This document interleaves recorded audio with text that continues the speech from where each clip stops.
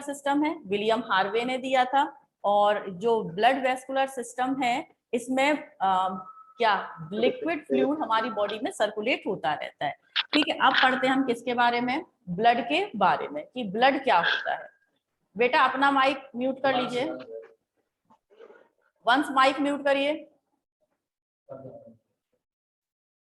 है ना। अब पढ़ते हैं ब्लड। ब्लड दो चीजों से मिलकर बना होता है, एक है प्लाज्मा और दूसरा है फॉर्म्ड एलिमेंट। ये वाला जो पॉइंट है ये मोस्ट इंपॉर्टेंट है, अगर ये आप भूल जाते हैं नो प्रॉब्लम, लेकिन इसे नहीं भूलना है। ठीक है, किसे नहीं भूलना है, इस वाले पॉइंट को जो मोस्ट इंपॉर्टेंट लिखा वो नहीं भूलना है।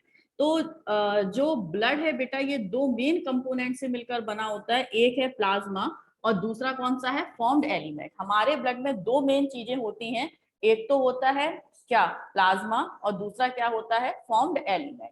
ठीक है, इतनी बात समझ गए आप। अब समझिएगा इधर कि जो प्लाज्मा है, ठीक है, हमारे पूरे ब्लड का जितना भी हमारी बॉडी, एक ह्यूमन बॉडी के अंदर कितना ब्लड होता है, 6 to 7 लीटर ब्लड होता है। ठीक है, मैं यहाँ पर लिखे दे रही हूँ स्टार बना के, human body have 6 to 7 litre blood. ठीक है, एक ह्यूमन बॉडी के अंदर कितना ब्लड होता है, 6 to 7 लीटर क्या होता है, ब्लड होता है। ठीक है, अब उस 6 to 7 लीटर ब्लड में 55% क्या होता है, प्लाज्मा। अब आप बिल्कुल भी अपना दिमाग नहीं भटकाएंगे, जो पढ़ा रही हूँ वही पढ़ेंगे। ठीक है, जो हमारी बॉडी में 6 to 7 लीटर ब्लड है, अब ब्लड दो चीजों से मिलकर बना था, प्लाज्मा और फॉर्म्ड एलिमेंट से। तो प्लाज्मा कितना होता है बेटा, पूरे ब्लड का 55% क्या होता है, प्लाज्मा होता है। तो मैं यहाँ प्लाज्मा के नीचे लिख देती हूँ 55% of plasma present in blood। ठीक है, कितने परसेंट प्लाज्मा होता है, 55% प्लाज्मा है जो कि ब्लड में प्रेजेंट होता है, और बचा हुआ जो है वो बना होता है किससे, फॉर्म्ड एलिमेंट से। बात समझ गए। अब प्लाज्मा के बारे में थोड़ी सी चीजें हम समझते हैं। पहली बात, पूरे ब्लड का 55% क्या है, प्लाज्मा है। दूसरा, प्लाज्मा कैसा होता है, प्लाज्मा आपका होता है लिक्विड पार्ट ऑफ ब्लड। ठीक है, प्लाज्मा कैसा होता है, ब्लड का जो लिक्विड पार्ट है वो होता है हमारा क्या, प्लाज्मा। बात समझ रहे हैं, ब्लड का लिक्विड पार्ट कहलाता है प्लाज्मा। ठीक,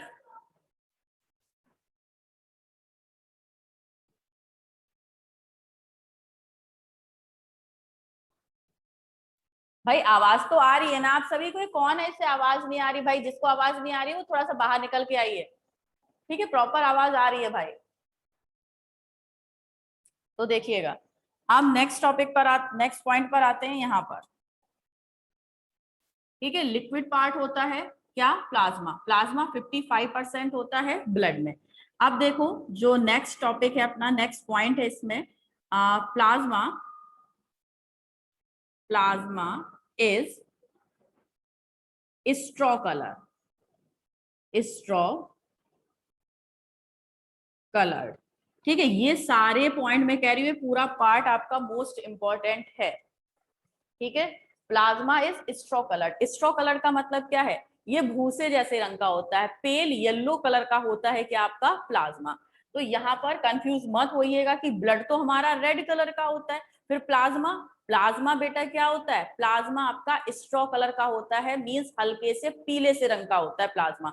रेड कलर का तो उसमें कुछ और प्रेजेंट होने के कारण वो रेड कलर का दिखाई देता है। तो प्लाज्मा के बारे में आप तीन बातें बिल्कुल रट लीजिए। पहली बात क्या है कि जो प्लाज्मा है 55% आपका ब्लड में क्या प्रेजेंट होता है, प्लाज्मा प्रेजेंट होता है। ठीक है, हमारे ब्लड में कितने परसेंट प्लाज्मा होता है, 55% प्लाज्मा है।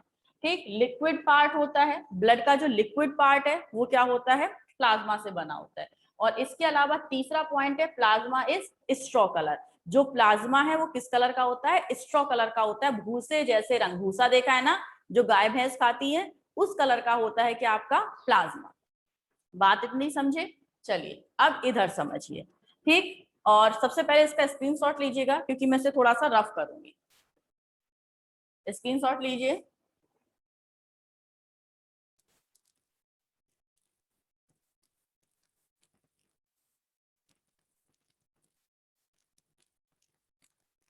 ले लिया आपने स्क्रीनशॉट? चलिए आइए।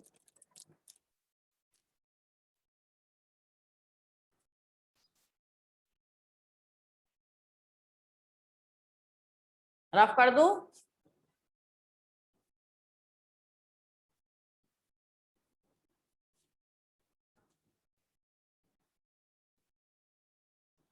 देखिए, अब देखो ब्लड में होता क्या है। जैसे मान लीजिए हमने आपका इतना ब्लड निकाल लिया, ठीक है, ये है, इसके अंदर हमने ब्लड निकाल लिया है।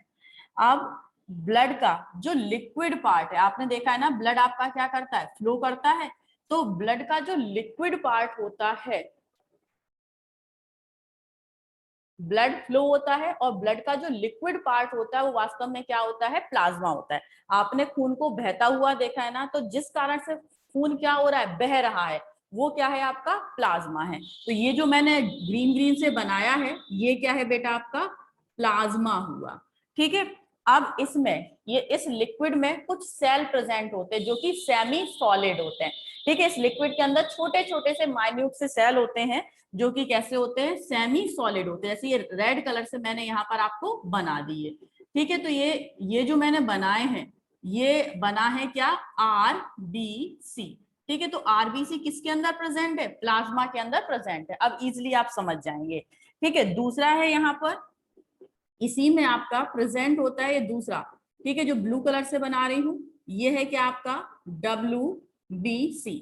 ठीक है, और तीसरा आपका ये ब्लैक कलर से मैं बना रही हूं, ये है क्या, प्लेटलेट्स। प्लेटलेट्स। तो इस तरीके से पूरा फॉर्मेशन होता है किसका, आपका ब्लड का। ठीक, तो अब आई थिंक आप लोग ब्लड का जो कॉम्बिनेशन है वो समझे होंगे। जो लिक्विड है, ठीक है, जो लिक्विड है जिससे फ्लो होता है, वो क्या होता है, प्लाज्मा। उस प्लाज्मा के अंदर छोटे छोटे से सेल्स पड़े होते हैं, और वो सेल्स कौन से होते हैं, WBC, RBC एंड प्लेटलेट्स। ये क्या होते हैं, सेल्स प्रेजेंट होते हैं ब्लड के अंदर। ठीक, चलिए आइए। आप फॉर्म्ड एलिमेंट समझ गए ना, फॉर्म्ड एलिमेंट जो ऐसे सेमी सॉलिड आपके जो कि प्लाज्मा के अंदर सराउंडेड रहते हैं। अब बात करते हैं आरबीसी, WBC और प्लेटलेट्स की, मींस फॉर्म्ड एलिमेंट की। तो सबसे पहले हम लिखें किसके बारे में, आरबीसी के बारे में। चलो स्क्रीनशॉट तो आप ले ही चुके हैं, इसे हम रफ कर देते हैं। याद रखना फॉर्म्ड एलिमेंट कितने हैं, 3 है।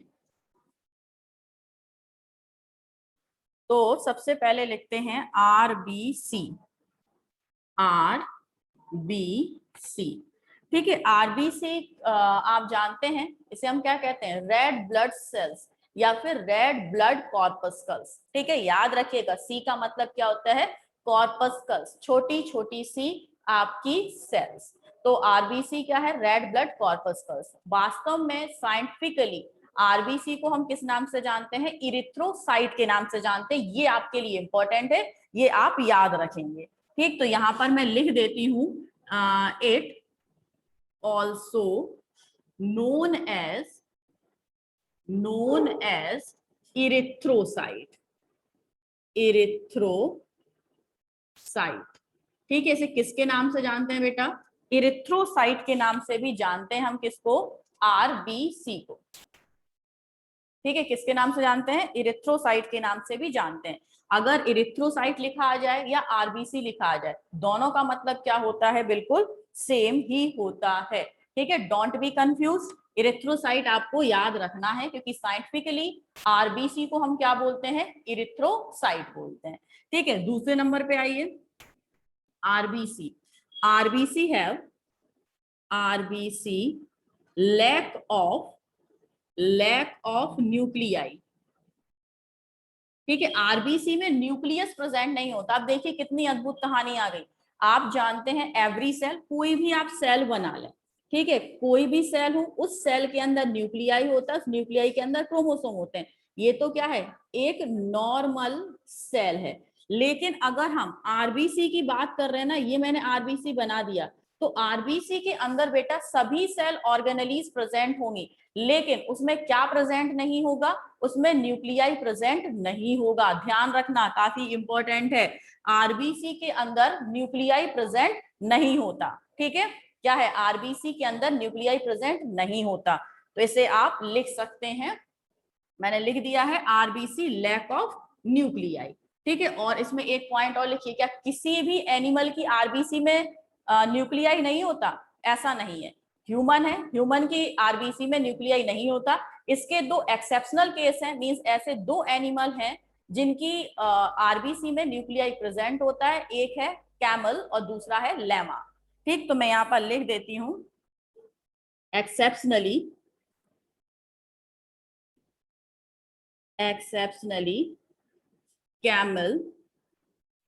camels and llamas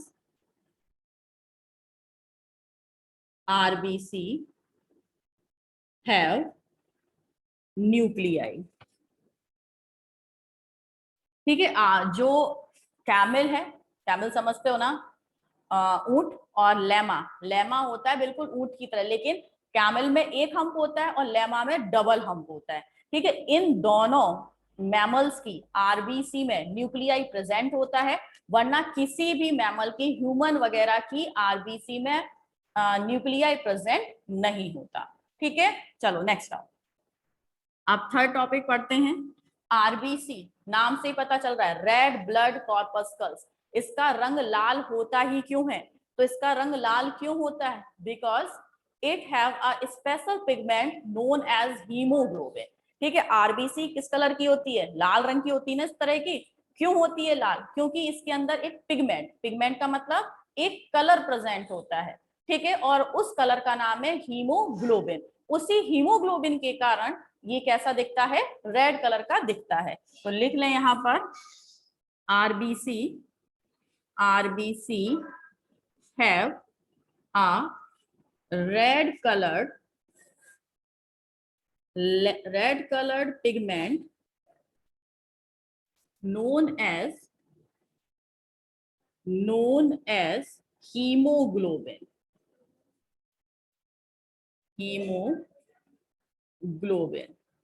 ठीक है, आरबीसी में क्या होता है बेटा? रेड कलर का पिगमेंट होता है। उस रेड कलर के पिगमेंट को हम क्या बोलते हैं? हीमोग्लोबिन बोलते हैं। बात समझ में आई? और ध्यान रखिएगा, ये जो नाम है आपका, इस नाम को स्पेशली आपको ध्यान रखना है, क्योंकि हमारे ब्लड का एक काम होता है ऑक्सीजन को कैरी करना। तो ऑक्सीजन को कैरी यही हीमोग्लोबिन करता है। आगे मैं नेक्स्ट डिटेल में बताऊंगी, तब समझिएगा इसका। और इतना आप समझ गए कि आरबीसी में क्या प्रेजेंट होता है? हीमोग्लोबिन प्रेजेंट होता है। और आरबीसी के बारे में समझते हैं। It formed in red bone marrow. ठीक है, इसका फॉर्मेशन, भाई ये आरबीसी बनती कहाँ है आखिर हमारी बॉडी में? ठीक है, तो ये आरबीसी हमारी बॉडी में बनती है बोन मैरो के अंदर। अब ये बोन मैरो कौन सी बला है? तो बोन मैरो क्या होता है? आप बोन्स तो जानते हैं, हड्डियां। ठीक है, हड्डियों के अंदर, आपकी हड्डियां खोखली नहीं होती, हॉलो नहीं होती। हड्डियों के अंदर एक फ्लूइड भरा होता है, एक लिक्विड भरा होता है, और उस लिक्विड को बोलते हैं हम क्या? Bone marrow. ठीक है, तो इस बोन मैरो से ही हमारे ब्लड की जो एवरी सेल है उसका फॉर्मेशन होता है। ठीक है, ब्लड की एवरी सेल का मतलब आरबीसी, डब्ल्यूबीसी और प्लेटलेट्स। तो हमारी बॉडी में आरबीसी, डब्ल्यूबीसी और प्लेटलेट्स का फॉर्मेशन कहाँ होता है? उनका फॉर्मेशन होता है बोन मैरो के अंदर। और बोन मैरो क्या होता है? हमारी बोन के अंदर, हमारी जो बोन्स हैं इनके अंदर भरा हुआ एक लिक्विड। ठीक है, बोन्स के अंदर जो लिक्विड भरा होता है उसे हम बोन मैरो कहते हैं, और बोन मैरो से ही आरबीसी, डब्ल्यूबीसी और प्लेटलेट्स का फॉर्मेशन होता है। ठीक है, बोन मैरो कई टाइप का होता है, जैसे red bone marrow, yellow bone marrow. तो रेड बोन मैरो से फॉर्मेशन होता है आरबीसी का। ठीक है, वही मैंने लिखा है, it formed in red bone marrow. ठीक है, हड्डियों के अंदर जो बोन मैरो है, उस बोन मैरो में जो रेड कलर का बोन मैरो है, which is responsible for the formation of RBC. ठीक है, आरबीसी के फॉर्मेशन के लिए वही रेस्पॉन्सिबल होता है। ठीक, अब नेक्स्ट आइए, नेक्स्ट आते हैं, यहां पर लिखते हैं, क्या लिखते हैं? जो आरबीसी है आरबीसी कितने दिनों तक जिंदा रहती है। ठीक है, तो लिखते हैं लाइफ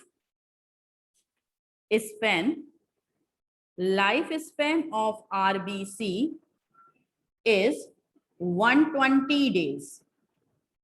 ठीक है, एक आरबीसी कितने दिन तक जिंदा रह सकती है? 120 दिन। 120 दिन का मतलब 3 महीने तक। बात समझ रहे हैं? एक आरबीसी कितने दिनों तक जिंदा रह सकती है? 3 महीने तक, यानी कि 120 दिन तक वो जिंदा रह सकती है। उसके बाद क्या होगी? उसके बाद खत्म हो जाएगी, डिस्ट्रॉय हो जाएगी। बात समझे इतना? तो आरबीसी का लाइफ स्पेन का मतलब है उसका जीवन काल, कितने दिनों तक वो सर्वाइव कर सकती है। तो कितने दिनों तक सर्वाइव कर सकती है? 120 days is a life span of RBC. ठीक है, चलो आओ। तो आरबीसी का लाइफ स्पेन 120 डेज। भाई 120 दिन बाद खत्म हो जाती है, इसीलिए शायद आपने सुना भी होगा जो लोग ब्लड डोनेट करते हैं, ब्लड डोनर जानते हो ना, जो अपना ब्लड डोनेट कर देते हैं, तो उनसे कहा भी जाता है कि सभी लोगों को अपनी लाइफ में 1 2 3 4 बार ब्लड डोनेट करना चाहिए, क्योंकि ब्लड तो बनता रहता है और खत्म होता रहता है। ठीक है, हर 3 महीने बाद आपका नया ब्लड मींस नई आरबीसी का फॉर्मेशन हो जाता है। क्यों हो जाता है? साइंटिफिकली आप समझ गए होंगे क्यों कहते हैं ऐसा, क्योंकि आरबीसी का लाइफ स्पेन केवल 120 डेज ही होता है। ठीक है, अगर आपने किसी को दे दिया तो उसके काम आ जाएगा, वरना आपके अंदर रहा तो 120 दिन के बाद वो अपने आप ही बेटा क्या हो जाएगा? डिस्ट्रॉय हो जाएगा और नई आरबीसी का फॉर्मेशन हो जाएगा। ठीक है,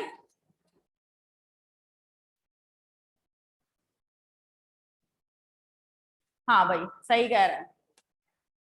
ठीक है, 4 मंथ, 120 डेज 4 मंथ। ठीक है, 4 मंथ, 3 मंथ मैंने बोल दिया था, 4 मंथ ही है बिल्कुल।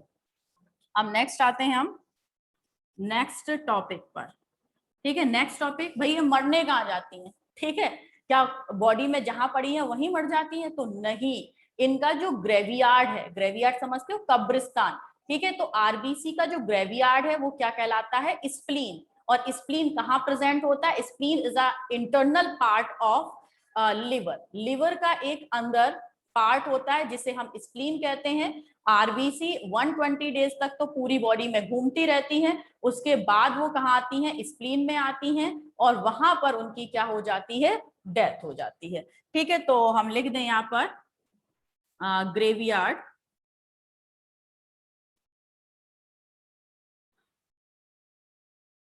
या फिर ग्रेवियार्ड की जगह हम लिख दें RBC destroy in spleen after complete their life span.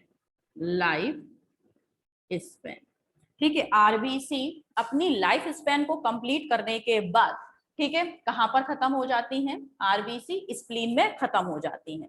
ठीक है, इसलिए स्प्लीन को कहते हैं, क्या कहते हैं स्प्लीन को? ग्रेवियार्ड ऑफ आरबीसी, आरबीसी का कब्रिस्तान। ठीक है, बात इतनी समझे? तो आरबीसी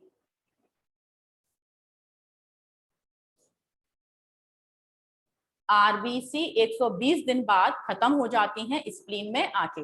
ये पॉइंट भी बेटा काफी इंपॉर्टेंट पॉइंट है। ये केवल 10th में ही नहीं, आप अपने कॉम्पिटिटिव एग्जाम तक जाएंगे तो वहां पर पूछा जाता है कि बॉडी का कौन सा पार्ट है जिसे कि ग्रेवियार्ड ऑफ आरबीसी कहते हैं। तो बॉडी का कौन सा पार्ट है जिसे ग्रेवियार्ड ऑफ आरबीसी कहते हैं? स्प्लीन है।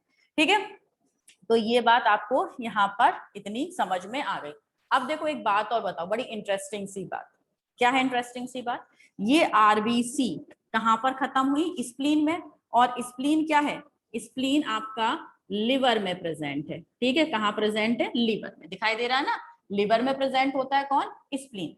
तो ये आरबीसी जब खत्म होती है ना, तो देखो मान लीजिए ये आरबीसी है, आरबीसी, और आरबीसी के अंदर क्या होता है आपका? रेड कलर का हीमोग्लोबिन। जस्ट आप अभी पढ़ के आए हैं, क्या प्रेजेंट होता है? Haemoglobin, haemoglobin.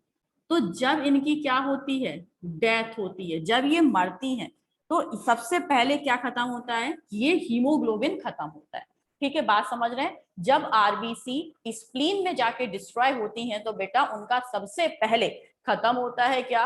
हीमोग्लोबिन उनका सबसे पहले खत्म होता है। ठीक है, हीमोग्लोबिन खत्म हो गया तो वो कुछ येलो से कलर की हो जाती है। ठीक है, यानी कि इनके डिस्ट्रॉय होने से क्या हो गई, ये दूसरे कलर में चेंज हो गई और वो कैसा कलर हुआ आपका, येलो कलर में कन्वर्ट हो गई।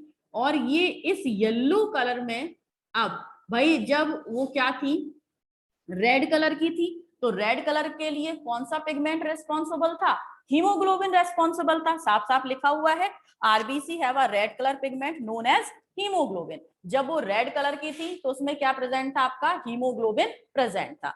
लेकिन अब समझिएगा कि यहां पर आपकी वो किस कलर की हो गई, येलो कलर की हो गई।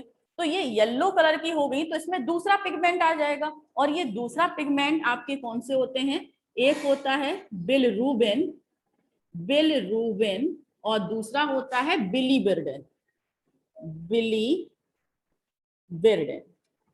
ठीक है, दो पिगमेंट आ जाते हैं येलो कलर के, कौन सा, बिलरुबिन और बिलीबिरडेन। ठीक है, ये बिलरुबिन और बिलीबिरडेन यही दोनों मिलकर और फॉर्मेशन करते हैं किसका, बाइल जूस का। ठीक है, मींस आप क्या समझे, बाइल जूस किसमें पढ़ा था आपने, डाइजेस्टिव सिस्टम में। बाइल जूस कहाँ पढ़ा था आपने, डाइजेस्टिव सिस्टम में आपने बाइल जूस पढ़ा था। ठीक है, तो ये सर्कुलेटरी सिस्टम कहां पर कनेक्ट हो जाता है, डाइजेस्टिव सिस्टम में कनेक्ट हो जाता है। यानी कि वास्तव में हम पढ़ तो रहे हैं सारे सिस्टम कैसे अलग अलग, लेकिन ये सिस्टम एक दूसरे से कनेक्ट रहते हैं। ठीक है, जैसे कि आरबीसी की डेथ होने के बाद वो कन्वर्ट हो जाता है किसमें, बाइल जूस में। और बाइल जूस हमने पढ़ा था वो येलो ग्रीन से कलर का होता है। तो वो येलो ग्रीन से कलर का क्यों है, क्योंकि हीमोग्लोबिन में क्योंकि आरबीसी में प्रेजेंट हीमोग्लोबिन खत्म हो गया और उसकी जगह पर दो येलो कलर के पिगमेंट आ गए, बिलरुबिन एंड बिलीबिरडेन, और उसने क्या बना दिया आपका, बाइल जूस बना दिया, जो कि लिवर में आपका इकट्ठा रहा और डाइजेशन में उसने क्या किया, हेल्प किया। ठीक, तो आई थिंक आपको ये सारे पॉइंट यहाँ पर समझ में आ गए होंगे। आरबीसी आपका यहाँ पर कंप्लीट हो गया। ठीक है, चलिए तो आज आप इसे पढ़िएगा, इससे जितने भी क्वेश्चन बनते हैं मैं आपसे कल पूछूंगी, और कल हम पढ़ेंगे डब्ल्यूबीसी और प्लेटलेट्स और ब्लड के फंक्शंस। ठीक है, तो टाइम से आइएगा 8 o'clock। ठीक, चलिए, और अब मिलते हैं हम कल क्या नए टॉपिक के साथ। तब तक के लिए पढ़ते रहिएगा। जय हिंद एंड गुड बाय।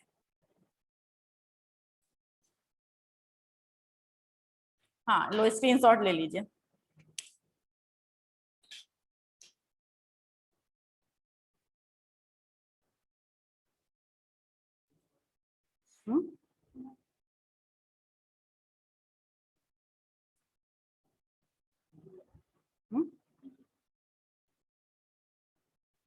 पीके कौन है बेटा, पीके कौन है, पीके नाम बताना अपना।